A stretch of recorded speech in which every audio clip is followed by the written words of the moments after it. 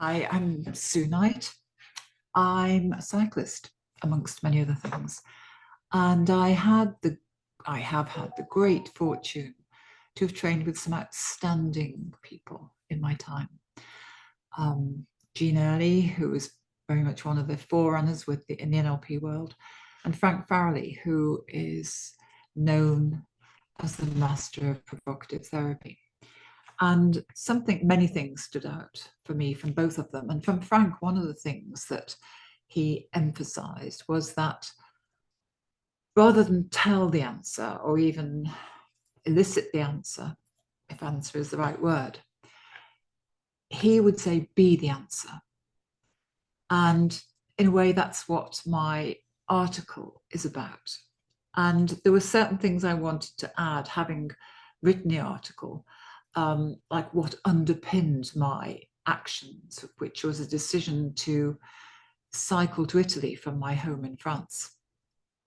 And I thought, well, I'll add these principles, which are variations on the beliefs of excellence, but quite specific to the situation. And my article is entitled Going to the Edge. And I believe and I experience that when we're on the edge, that place of usually some discomfort, when we're taking ourselves to a limit, an unfamiliar place, an unfamiliar journey, that's when our patterns reveal themselves. We can say with all confidence that yes, we subscribe to many of the principles of NLP, that we believe in them, but are they really tested? And when they are tested, what does emerge? And the principles that really, if you like, saw me through this experience that I describe in my article is that we attract support into our lives when we're willing to trust that there are resources, either within ourselves or outside of ourselves. And it's that trust that allows us to recognize, see, accept those resources when they appear. We experience life fully when we are willing to trust and fail. And I know there's the expression, there's no failure, only feedback, but if we're really willing to not absolutely succeed in what we set out to achieve at first or at second or at third, then I believe that's how we experience life at its fullest. When we believe that there's a reason for everything, these are really profound ways of thinking, and they're kind of mind-bending ways of thinking. I mean, there is a belief of excellence that says there's unconscious positive intention behind every behavior. I think that can be interpreted in many different ways. And the way I view it is that whatever happens for a reason. And it happens to come through somebody, then they're kind of a vehicle for a learning that we have not yet taken in life. So when we believe that there's a reason for everything, we make the best of whatever happens.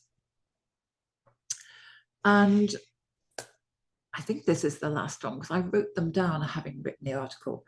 And this one I've been thinking about quite a bit over the last few days. And that says, let's put it in the negative first of all, if we refuse to act only if we have a certainty of support when we step out, if we have a safety net, then we're not really going to experience things fully. We remove fear.